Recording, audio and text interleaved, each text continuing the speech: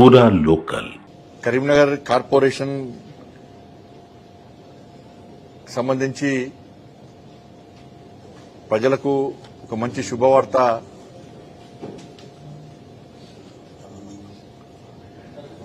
అదేంటంటే urban infrastructure development fund national housing bank నుంచి Karimnagar corporation కు 50 కోట్ల రూపాయలు విడుదలైనాయి. అర్బన్ ఇన్ఫ్రాస్ట్రక్చర్ డెవలప్మెంట్ ఫండ్ ఇవి కరీంనగర్లోని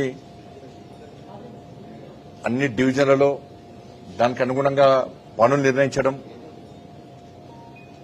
ప్రజల అవసరాలను గుర్తించుకొని అభివృద్ది పనులను చేయడానికి నేషనల్ హౌసింగ్ బ్యాంక్ నుంచి ఈ నిధులు విడుదలైనాయి. దీనిలో రాష్ట్ర ప్రభుత్వ వాటా కూడా 10 కోట్లే ఉంది. రాష్ట్ర ప్రభుత్వ వాటా కూడా. రాబోయే రోజుల్లో ఈ 50 కోట్ల రూపాయలతో కూడా కరీంనగర్ అభివృద్ది చెందబోతున్నది. తెలుసు, గతంలో ఈ కరీంనగర్ కార్పొరేషన్ అభివృద్ది చెందిందంటే ఏ నిధుల వల్ల అన్న విషయం అందరికీ తెలుసు. ఈ ప్రజలు వాస్తవాలను గమనిస్తా ఉన్నారు, గ్రహిస్తా ఉన్నారు.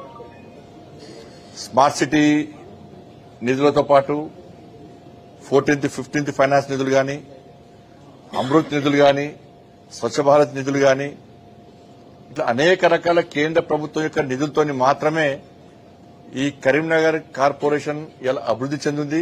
ఇంకా చెందాల్సి ఉంది, ఇంకా నిధులు తేవాల్సినది, తేవడానికి సిద్ధంగా ఉన్నాం. ప్రజలందరూ కూడా కరీంనగర్ కార్పొరేషన్ భారతీయ జనతా పార్టీకి అప్పయ్యపడంగా సిద్ధంగా ఉన్న విషయాన్ని అనేక సర్వేలు స్పష్టం చేస్తా ఉన్నాయి. అందుకే మా కార్యకర్తలందరూ కూడా హుషారుతో జోస్తో పనిచేస్తున్నారు. చాలా మంది ఇతర పార్టీ నుంచి కూడా నాయకులు భారతీయ జనతా పార్టీలో చేరడానికి సిద్ధంగా ఉన్నారు. మేము కార్యకర్తలకు అన్యాయం జరగకుండా, ఎలాంటి అవినీతి ఆరోపణలు లేని, జైలు గోని, పీడీ యాక్టులు లేని, రౌడీ షీట్లు ఓపెన్ చేయని, ల్యాండ్లు కబ్జా అయిన అటువంటి నాయకులను సెలెక్ట్ చేసి మా కార్యకర్తలు కూడా ఇబ్బంది లేకుండా మా కార్యకర్తలు అందరినీ సమన్వయపరిచి అందరిని సంధాయించి వాళ్ళు తీసుకోవడానికి మేము ప్రయత్నం చేస్తున్నాం.